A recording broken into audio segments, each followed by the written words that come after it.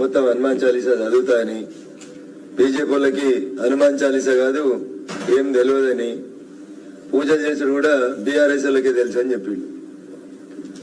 అంటే ఒక రకంగా మేమే హిందువులం, నికార్సైన హిందువులే అని చెప్పిండు హరీష్ రావు.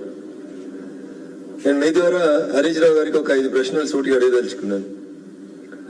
నిన్న నువ్వు మాట్లాడిన వరంగల్ గడ్డ మీదనే హరీష్, ఒక దేవస్థానంలో పనిచేసేటువంటి పూజారి గౌరవనీయులు సత్యనారాయణ గారి హత్య జరిగింది. అప్పుడు ఈ రాష్ట్రంలో అధికారంలో ఉన్నటువంటి పార్టీ మీ పార్టీ, నువ్వు మంత్రివి. మరి ఆ రోజు నీకు హిందువుననే విషయం గుర్తుకు రాలేదా హరీష్? ఒకవేళ గుర్తుకొచ్చుంటే ఆ రోజు కాదు, ఆఖరికి నిన్న పోయిన ఎన్నికల ప్రచారంలన్నా పోయి ఆ సత్యనారాయణ గారి కుటుంబాన్ని ఆదుకున్నావా, పరామర్శించినవా అని చెప్పాలి. రెండవ అంశం, మీరు మంత్రిగా ఉన్న సమయంలోనే తెలంగాణలో టీఆర్ఎస్ పార్టీ అధికారంలో ఉన్నప్పుడే సంక్రాంతి పండుగ సందర్భంగా బైన్సా పట్టణంలో హిందువుల ఇళ్లకు పోయి పండుగ పూట చేసుకున్న సకినాల మీద కూడా, అంటే దాన్ని ఆ పదాన్ని నేను వాడాలనే వద్ద యూరిన్ పాస్ చేసినారనేటువంటి వార్తలు వచ్చి పేపర్లు టీవీలన్నీ ఘోషిస్తే ఎంతమందిని అరెస్ట్ చేసిరు హరీష్ గారు? ఎందుకు పోలే నీ మామ బైన్సాకి? నువ్వెందుకు పోలే బైన్సాకి? ఆ రోజు హిందువులు అనే విషయం మర్చిపోయినరా మీరు? అధికారంలో ఉన్నంతసేపు కాసిం రజ్వీ వారసులు, అధికారం కోల్పోయినాక హిందువులా? 2014-19 ఎన్నికలప్పుడు మీ మామ కరీంనగర్ పోయి హిందుగాళ్ళు పొందుగాళ్ళు అన్నాడు. మరి అలా ఆనాడు మీరు హిందువు అయితే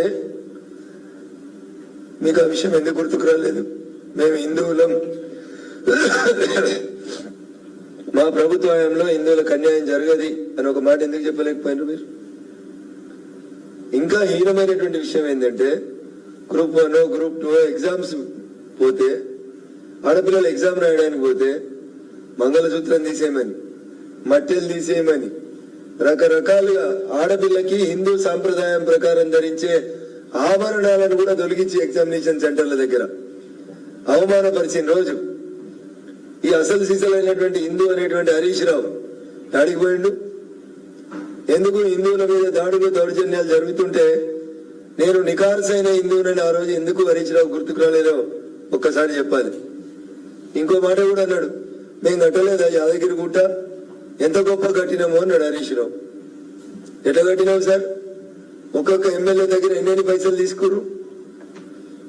నాకు డౌట్, బహుశా ఈ ఫోన్ ట్యాపింగ్ లో బంగారు నగల దుకాణపులను బెదిరించి వాళ్ళ దగ్గరికి వెళ్ళి ఇచ్చిన బంగారంతో కట్టినేమో అనేది నాకు డౌట్.